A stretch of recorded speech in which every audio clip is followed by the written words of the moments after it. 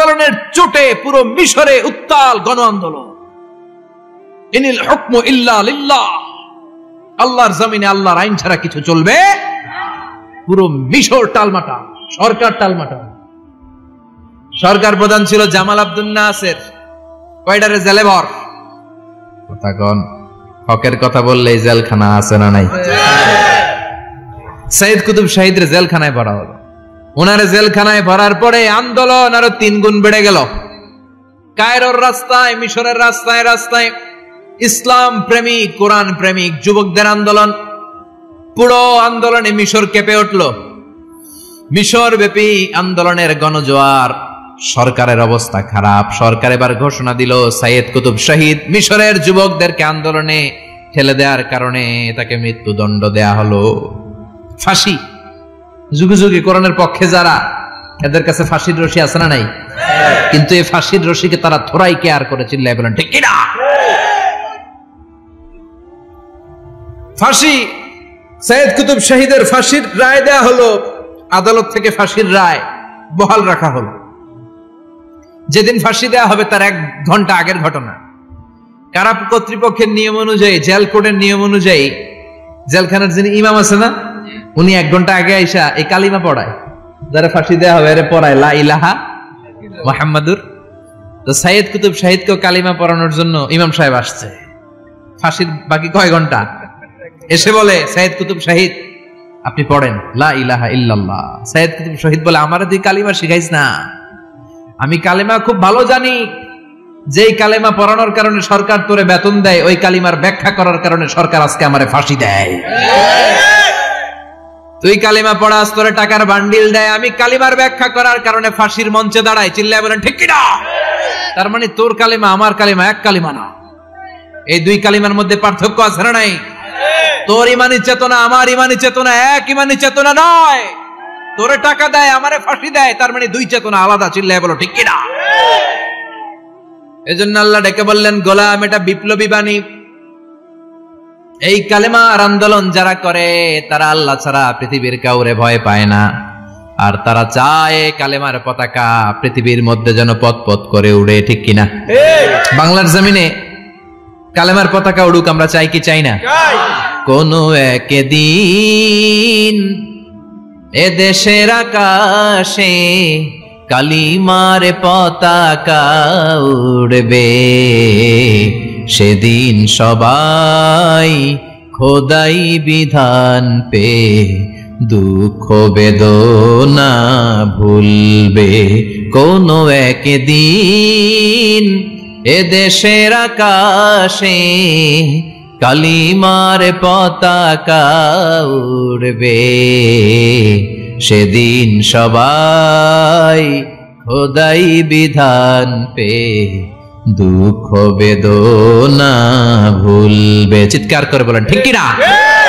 এই কালেমার সমাজ যদি হয়, ওই সমাজে কেউ লাঞ্ছিত হবে না, ওই সমাজে কোনো নারী নিগৃহীত হবে না, ওই সমাজের কোনো কাজের মেয়েরা ধর্ষিত হবে না, ওই সমাজে দুর্নীতি থাকবে না, ঘুষ থাকবে না, চাঁদাবাজি থাকবে না, টেন্ডারবাজি থাকবে না। সমাজটারে শান্তি দিয়ে সমৃদ্ধ করে দিবে কে? এজন্য সব সময় জিকির করতে হবে একজনের। চিল্লায় বলেন তিনি কে? আল্লাহ। শ্রেষ্ঠ জিকির হচ্ছে লা ইলাহা ইল্লাল্লাহ। করতে রাজি আছেন? সব সময় জিকিরটা করতে রাজি আছেন? Every night and every day, every night and every day, never forget to say la ilaha illallah, never forget to say la ilaha illallah. পড়েন every night and every day, every night and every day, never forget to say la ilaha illallah, never forget to say la ilaha illallah, never forget to say la ilaha illallah.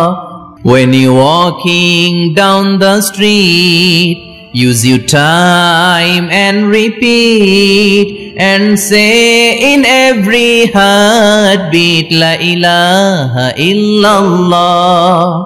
When you walking down the street, use your time and repeat and say in every heartbeat, La ilaha illallah. Every night and every day, every night and every day, never forget to say La ilaha illallah. চিল্লায় বলেন ঠিক কি না? দিনে রাতে যে কোনো মুহূর্তে আমাদের জিহ্বার মধ্যে থাকবে কি? কথা বলেন, জিহ্বায় থাকবে কি? এজন্য বিশ্বনবী বললেন, আফদালুয যিকরি লা ইলাহা ইল্লাল্লাহ, আল্লাহর কাছে সবচাইতে প্রিয় জিকির হলো লা ইলাহা ইল্লাল্লাহ। আবার বিশ্বনবী বললেন, আহাব্বুল কালামে ইলাল্লাহি আরবাআ, আল্লাহর কাছে সবচাইতে প্রিয় কথা হলো চারটা। কয়টা? সুবহানাল্লাহ, আলহামদুলিল্লাহ, লা ইলাহা ইল্লাল্লাহ। সুবহানাল্লাহ,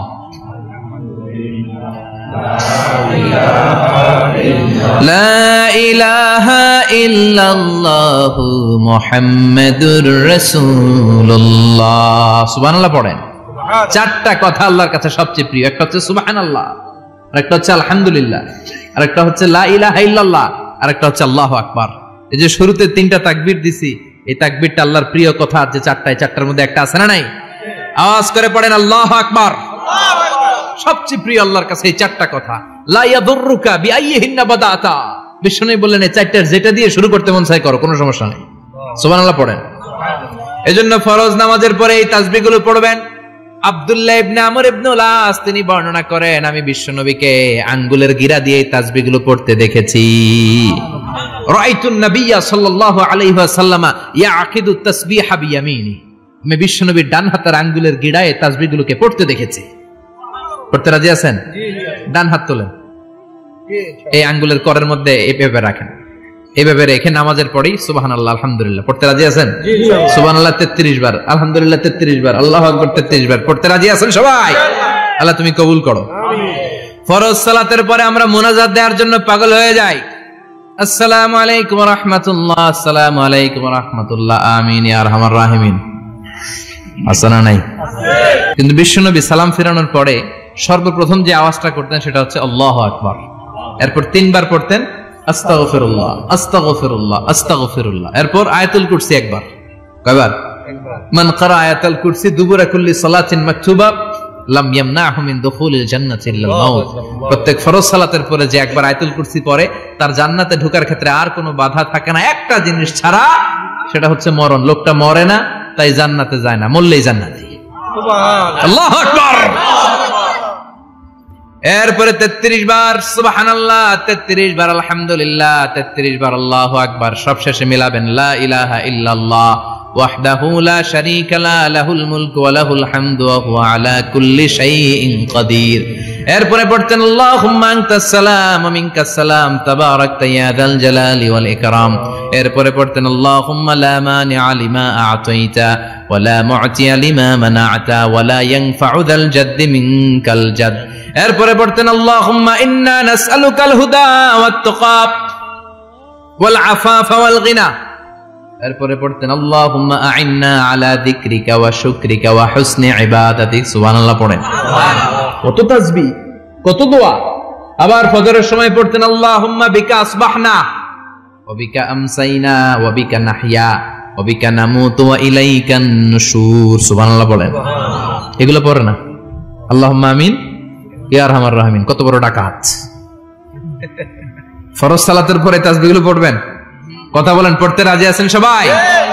আর তাসবিহ শেষ হলে দোয়া করেন, সমস্যা নাই। দোয়া করতে হবে কার কাছে? বিশ্বনবী বললেন না, দোয়া মুখুল ইবাদা, দোয়া হলো ইবাদতের নির্যাস। যার দোয়া নাই ওর কিচ্ছু নাই। দোয়া করেন নাই তো নামাজে কাজ হবে না, দোয়া করেন নাই রোজায় কাজ হবে না। কথা কন। আর দোয়া মুখুল ইবাদা, দোয়া হচ্ছে ইবাদতের নির্যাস। আবার তিরমিজির বর্ণনায় বললেন আর দোয়া হুয়াল ইবাদা, দোয়াটাই নাকি ইবাদত। দোয়াটা ইটসেলফ, এইটাই ইবাদত। নামাজ যেমনি ইবাদত, রোজা যেমনি ইবাদত, হাত তুলে যে দোয়া করলেন এইটাও ইবাদত। সুবহানাল্লাহ পড়েন। এটা মুমিনের ওয়েপন, সিলাহুল মুমিন। সাপ্লিকেশন দোয়ার ইংরেজিতে বলে সাপ্লিকেশন। সাপ্লিকেশন is the weapon of believers, এটা বিশ্বাসীদের অস্ত্র। সবকিছুর কারামতি যেখানে শেষ, দোয়ার কারামতি ওইখানে। এরকম অনেক শুনবেন, ক্যান্সারে আক্রান্ত, দুরারোগ্য ব্যাধি, বাংলাদেশের চিকিৎসা শেষ, ইন্ডিয়া গেছে, কয় বাঁচবো 3 মাস। কয় মাস? এরপরে 7 বছর বাইসা ছিল। কেমনে বাঁচলো? কেমনে? দোয়া। দোয়ার পাওয়ার আছে না নাই? তবে দোয়াটা দোয়ার মতো হতে হবে। সিনসিয়ার দোয়া ইজ লাইক এ মিসাইল। একনিষ্ঠ দোয়া এটা মিসাইলের মতো। মিসাইল হামলা করলে ইঞ্চি ইঞ্চি যেখানে মিসাইল বোমাটা পড়ার কথা ঠিক ওখানে পড়বে। ড্রোন হামলা করলে ঠিক ওখানে, ব্যালিস্টিক ক্ষেপণাস্ত্র নিক্ষেপ করলে লক্ষ্য বস্তু যেমনি ভিত করে, তেমনি দোয়ার মতো দোয়া করলে মুহূর্তেই দোয়া কবুল হয়ে যায়। আমরা দোয়ার মতো দোয়া করতে জানি না, কেমন করে দোয়া করতে হয় আমাদের জানা নাই, এজন্য দোয়াও কবুল হয় না। চিল্লায় কোন ঠিক কিনা? কিন্তু আল্লাহ ওয়াদা দিয়েছেন, উজিবু দাওয়াতাদ দাঈ ইযা, আমার বান্দা দোয়া করলে আমি দোয়া কবুল করি, আমার বান্দা চাওয়া মাত্রই আমি কবুল করে নেই। সুবহানাল্লাহ পড়েন। যত দোয়া আপনি করেছেন সব কবুল, সব, অল অফ ইউর দুআস আর অ্যাকসেপ্টেড, সব কবুল হইছে আল্লাহর কসম। অনেকে বলবে হুজুর এটা আবার কি কইলেন, এতক্ষণ তো ভালোই কইতেছিলেন, সব দোয়া আবার কবুল হয় কেমনে? আমি তো জীবনে কত কিছু চাইলাম, কত কিছু তো পাই নাই। আছে না এরকম? অনেকে অনেক পেরেশান, আফসোস করে, হুজুর চাইলাম আল্লাহ দিল না। 4টা মাইয়া, এবার কাবা ধইরা চাই আইছি পোলার কথা, এটাও হইছে মাইয়া। আছে না নাই? 5টা ছেলে হইছে, মেয়ের জন্য বুকটা হাহাকার। হজে যে আরাফাতের ময়দানে চেয়ে আসলাম, এইবারও হইছে আর একটা পোলা। আছে না নাই? কত কিছু চাইলাম, পাইলাম না, হুজুর দিল না আল্লাহ। বলে না আপনার সব দোয়া কবুল, তবে কবুল হওয়ার 3টা সিস্টেম আছে। কয়টা? কয়টা? আপনি যত দোয়া করছেন সব কবুল, কারণ আল্লাহর কাছে কিছু চাইলে আল্লাহ ফিরায় দিতে জানে না। সুবহানাল্লাহ কোন? চাওয়া মাত্রই আল্লাহ বলে অ্যাকসেপ্টেড, যা কবুল, দিব দিব না এটা বলতে জানে না, চাওয়া মাত্রই বলে দিব। 3 সিস্টেম। নাম্বার 1, আপনি আল্লাহর কাছে দোয়া করলেন, চাইলেন, আল্লাহ বলে দিব, বলেই তিনি দিয়ে দেন আর আপনি খুশি হয়ে যান, পেয়ে গেলেন। নাম্বার 2, আপনি আল্লাহর কাছে দোয়া করলেন, চাইলেন, তখনও আল্লাহ বলে দিব, তবে এখন না, সবুর, একটু পরে দিব। কখন দিলে আমার জন্য ভালো, আমার চেয়েও ভালো জানে কে? পরে দিবে। নাম্বার 3, চাইলেন, দোয়া করলেন, আল্লাহ তখনও বলে দেব, তবে এখনো না, পরেও না, কিয়ামতের দিন যেদিন বিপদে পড়বে ওই দিন দেব। যেদিন তোর বাবা তোরে চিনবে না, তোর মা তোরে চিনবে না, বন্ধু বন্ধুরে চিনবে না, পীর সাহেব মুরিদরে চিনবে না, মুরিদ পীর সাহেবরে চিনবে না, ইমাম সাহেব মুসল্লিরে চিনবে না, মুসল্লি ইমাম সাহেবরে চিনবে না, কেউ কাউরে চিনবে না। ওই কঠিন দিনে তোরে আমি বাঁচাইয়া দেব। তাই দোয়া যা করছেন ছোটবেলা থেকে আজকে পর্যন্ত, লস হয়েছে না লাভ? লস না লাভ? এজন্য বেশি বেশি দোয়া করার দরকার আছে না নাই? জীবনে যদি কোনো নেক আমল থাকে, ওই নেক আমল দিয়ে যদি আল্লাহর কাছে দোয়া করেন, দোয়া কবুল করে নিবে কে? তবে নেক আমলটা হইতে হবে শুধুমাত্র আল্লাহর সন্তুষ্টির জন্য। প্রত্যেকের জীবনেই কিছু আমল আছে যেটা লোক দেখানো করে, আছে না নাই? আবার কিছু আমল আছে আল্লাহরে খুশি করার জন্য করে, আছে না নাই? কথা বুঝতে পেরেছেন? রাত্রিবেলা যাচ্ছেন, কেউ নাই, রাস্তায় হঠাৎ দেখলেন মসজিদ, পাশে লেখা বড় করে দান বাক্স, পকেট থেকে কচকচে 1000 টাকার নোটটা ওইখানে ঢেলে দিলেন দান বাক্সের ভিতরে। কেউ দেখে নাই, দেখছে কে? আল্লাহ। এটা পৃথিবীর কাউরে দেখানোর জন্য দিছিলেন?